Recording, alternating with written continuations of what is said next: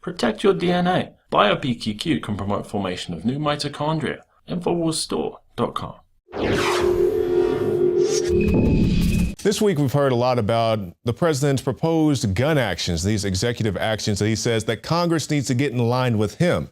Now, regardless of what you think about the president and what he's trying to do here, saying that the Congress needs to get in line with what you're pushing is, if you don't want to say dictatorial, it's definitely inching towards that.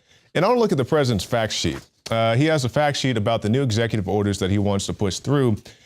And I had a lot of questions when I first heard this press conference about some particular things that he wanted to get through on this session here. And I will say that I may have jumped the gun saying that he wanted to register things such as giving family members firearms. So I was off the mark on this. But on this particular angle, when we're looking at people who are engaged in businesses and what that means, engaged in the business of selling a firearm. Now, most people would think, some FFL dealer, obviously a brick and mortar store.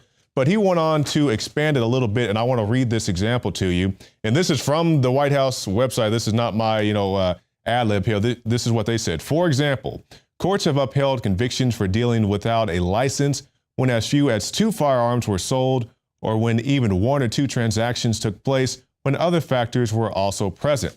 So which is to say, you don't have to be a big volume guy. You don't have to have a brick and mortar store or, even a successful online store. If you're involved in as little as 2 transactions with other factors, that could be considered being a dealer or being engaged in the business. Now, what these other factors are, I don't know, but this gives me a whole lot of concern that if you, for example, you go out, you meet somebody in a parking lot, whatever. You say, come over to my house, I'll sell you a couple guns in my garage. Okay, so you're selling 2 firearms to the person.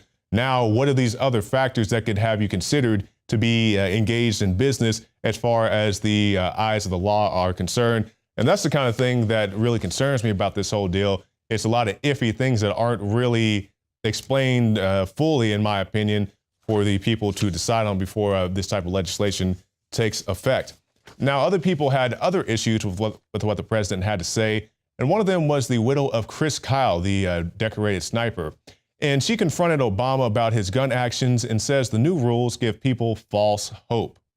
I want to think that we can make a law and people will follow it. By the very nature of looking at the people who hurt our loved ones here, I don't know that any of them would have been stopped by the background check. I want the hope, and the hope that I have the right to protect myself, that I don't end up to be one of these families, that I have the freedom to carry whatever weapon I feel I need. And she wasn't the only one. Also at this town hall forum on CNN, they had a survivor of rape. And she's saying, President Obama, can't you see that these laws that you're trying to push through are just going to make it more difficult for people like myself to purchase a firearm and make my children less safe? It seems like being able to purchase a firearm of my choosing and being able to carry that wherever me and my family are, it seems like my basic responsibility as a parent at this point.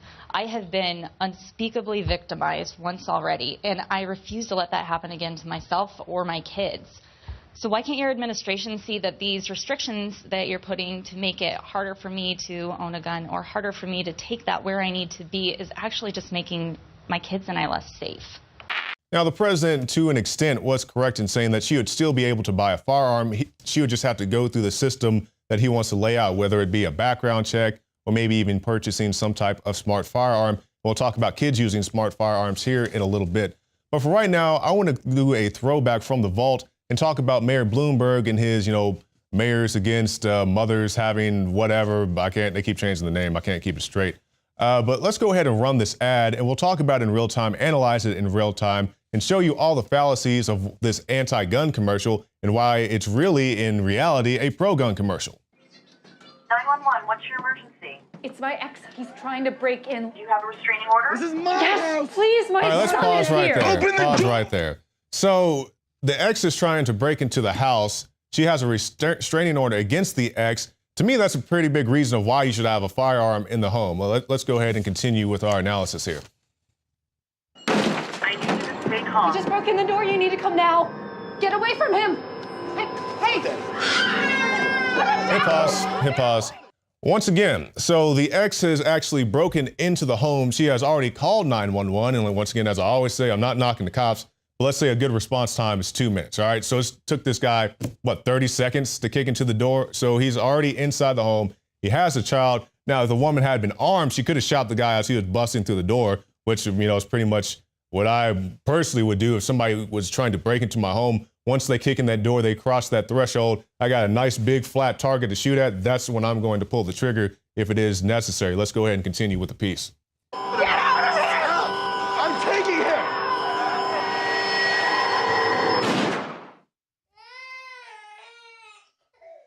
Okay, so now the woman has been shot. You hear the baby crying in the background. And of course, do these type of things happen? It's very unfortunate. And also in the president's plan, he has domestic violence type of thing that he's looking at. And I'm not so much against that. It's just some of the other measures that I have an issue with.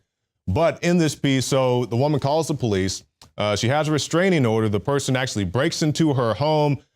To me, all of those are very good reasons why you should have a firearm in the home and be able to shoot the intruder. And it doesn't even have to be the ex-husband. If it's some guy kicking in your door at 3 a.m, some stranger, he thinks you have a nice PlayStation or whatever.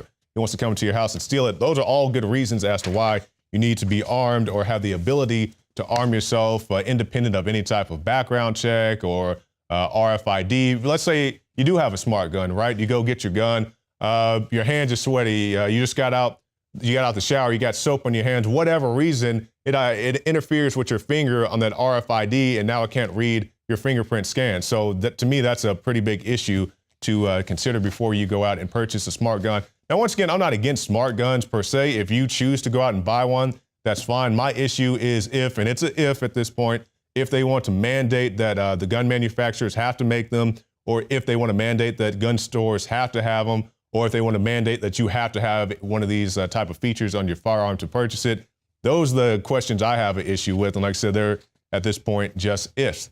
Now, our Texas governor here, Greg Abbott, he's been very outspoken about these new proposals from Obama. And he says he wants to override Obama's tyranny. I guess the headline is from Adon Salazar. It says Texas Governor Greg Abbott made good on his promise to challenge the president's gun control initiatives Friday, calling for a constitutional convention of U.S. states to create several new amendments aimed at reasserting states' rights. Now, I was talking to David Knight about this a little bit earlier, and I'm not knocking Greg Abbott here. I think he has the best of intentions, and I do applaud him for being proactive. But David Knight made the very good point that we wouldn't have to add more amendments if we would just follow the ones that we already have, such as, example, the 10th Amendment, where it says that you can't give the feds can't take powers that are not already granted to them, which is to say you have the power within the state to say no to a federal grab or federal mandates, whatever they may be. And David Knight also made the point, if they're not going to follow amendment number 10, they're not going to follow amendment number 40 or amendment number 100 or as many amendments as you want to add to it. If they don't follow what's already in there, the first 10, they're not going to follow anything else. So once again, hats off to Greg Abbott for being proactive, but let's just follow the stuff that's already in there. And now we see CNN. President Obama was on CNN this past week, and now we have a CNN op-ed piece where they're saying that we need to ban the guns and declare a national state of emergency. And this is Elliot Feynman, and he was a proponent of the National Gun Victims Action Council, and he wants the president to follow through on his recent gun control efforts by monitoring ammunition sales and banning those on terror watch lists from buying guns. Now, once again, as we've seen many times before, they try to circumvent the whole gun control argument by saying we're not banning things outright. We're just trying to limit or put common sense reforms as to how they're used, such as, example, limiting or monitoring ammunition sales. Like, they're not taking your gun away. They're just going to monitor your amount of ammunition and say maybe you can't have that much ammunition. Same thing with magazines. They're not going to take your gun away. They're just going to tell you how many rounds you can have in your magazine, or cosmetic features on your firearms if you live in the state of New York. Just all these different silly things that they're not coming and kicking in your door and taking away your guns. Absolutely not. But they can limit the way that you use your firearms. And it says this can be achieved without congressional approval by Obama, enacting a national state of emergency that scares the gun lobby and pro-gun lawmakers, writes Feynman. So once again, they're making it very clear that they don't want you to have a firearm in your home or be as free as you want to be to express it, because we see in Obama's legislation, he wants to get rid of things such as gun trust. In a gun trust, let's say, for example, if myself and Joe Biggs want to buy a gun suppressor for an AR-15, right? We could go get a gun trust, and we can both use it even though we have no criminal history, as he's a combat veteran. I have a clean record, nothing more than a traffic ticket or so. Obama's saying that criminals get into these things and will go buy, a suppressor or a fully automatic rifle and then go commit a crime with it. If that does happen, I'm pretty sure those are very, very rare. Somebody who's going to rob a liquor store is just going to get a .38 snub-nose revolver, whether they buy it legal or black market or whatever else. The black market, of course, assuming that they have some type of prior felony charge. And then they're going to go out there and commit the crime anyway. Nobody's going to go through the long, lengthy process of trying to get approved for a gun trust if that is the case. Now, I want to throw to a report I did a few years back talking about how smart guns endanger children, because I see this article right here. 5 times kids defended themselves from crooks using guns. And one in particular was a boy in North Carolina who defended his grandmother when somebody broke into their home. The boy pulled out the shotgun and shot the intruder. So this is why you need to have your kids trained how to use firearms. That's why I do recommend, if you are going to have a firearm in the home, take your kids out to the range, say, hey, teach them basic gun safety, like my dad did with me and my sisters and my cousins. He said, hey, this is what a firearm is. You don't point it at people. This is not a toy. You got water guns and other toys. This is not a toy. Teach you responsible ways to use the firearm. And this is something that your children need to know if you're going to have a firearm in the home. As citizens in New York refuse to register their weapons, with politicians who have armed bodyguards, new schemes to infringe upon Second Amendment rights are already in the works. The Justice Department is clamoring for American gun owners to have smart guns that wouldn't operate without biometrics and/or some type of proximity device, such as a watch. You may say, well, what's wrong with that? In Iowa, a father was forced to leave a gun range because the state said his daughters were too young to fire a handgun even with adult supervision. You may also be saying, guns and children don't mix. A child should never be allowed anywhere near a gun. A male enters, he has a gun in his hand, and he points it toward this young man. At that point, the young man fired his handgun at the suspect, and the suspect was hit. But it surprised me a little bit, that he would do something like this, but in a way, I'm glad he did. I'm glad his father trained him for this. When I was back there on the phone with 911, I heard the bathroom light turn on that was leading to the closet. And when I saw the door handle turn, I shot him. I guess it went through the door and went through him and went through the wall. A 15-year-old boy and his 12-year-old sister had been home alone in the Mount Royal Village subdivision. Then about 2:30, a pair of home invaders tried the front and back doors, then broke a back window. The brother grabbed his father's assault rifle and knew what to do with it. 2 suspects showed up at Tomball Hospital. One, the adult, had multiple gunshot wounds and was flown to Memorial Hermann Hospital. But under laws such as those in Iowa, those children wouldn't have been able to defend themselves, especially if the weapons they used were their parents' registered smart guns. So as the establishment continues to put perfume on the pig known as gun control, remind them that the Second Amendment shall not be infringed. You can find more reports at Infowars.com. Now, in other news, we've been talking about groups like ISIS and Al-Qaeda and how they're using social media to bolster their ranks. And while that is a problem, the government, in my opinion, is putting a very unfair mandate on social media to police these things. And we see FedTech Summit social media as an informer network.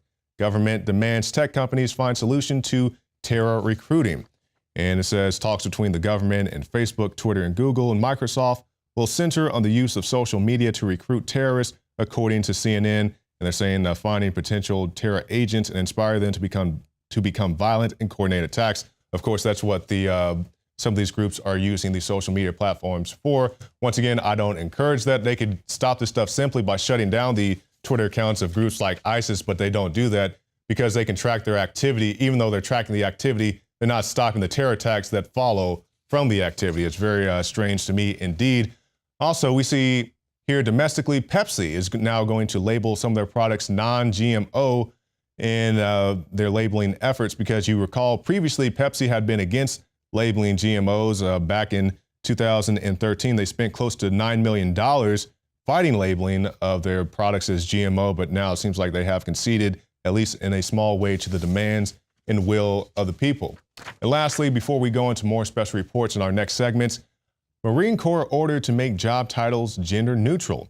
Officials asked to review job titles and eliminate the word man whenever possible. So basically, they want the ladies to feel a little more comfortable when they are in their roles. It seems like the G.I. Jane type of reality is becoming more of a reality every single day. So stay tuned. After this break, we'll have some special reports, one from Harry Dent as well as John Bound, coming up right here on the Infowars Nightly News.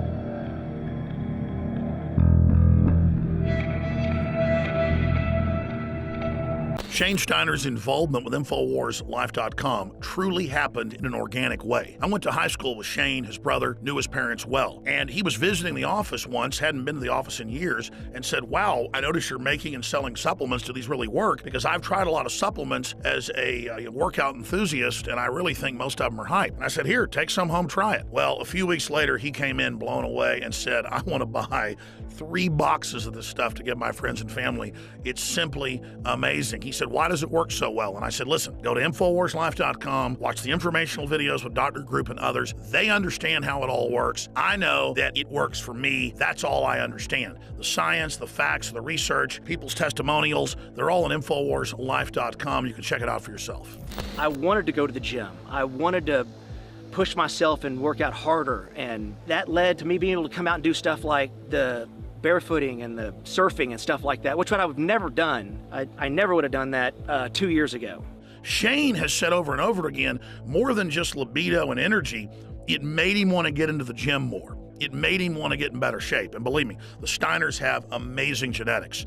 His brother is a world champion steer wrestler. His dad, Bobby Steiner, is a famous world champion bull rider. They've got natural genetics. But when you added this to the mix, in Shane's own words, it took him to the next level.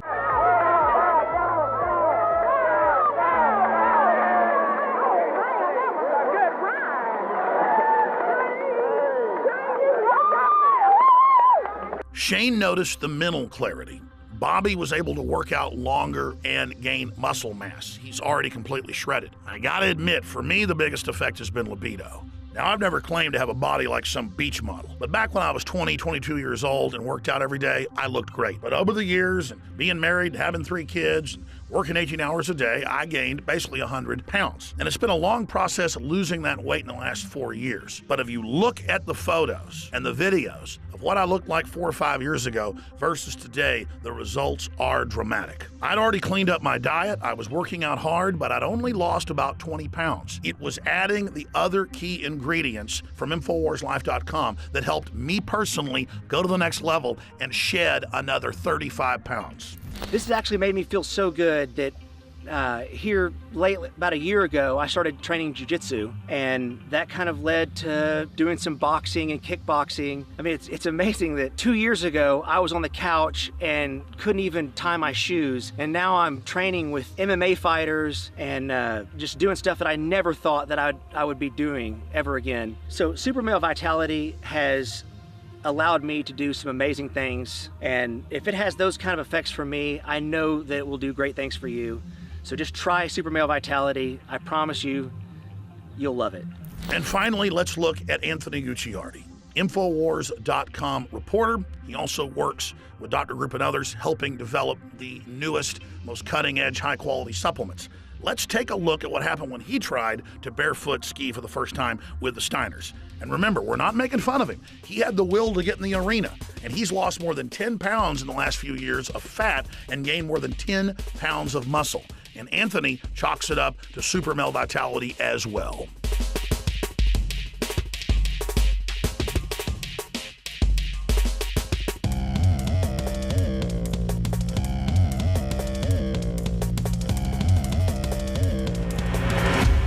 Bottom line, folks, you want to discover the power of super male vitality and super female vitality for yourself by visiting InfoWarsLife.com today or by calling toll-free 888-253-3139.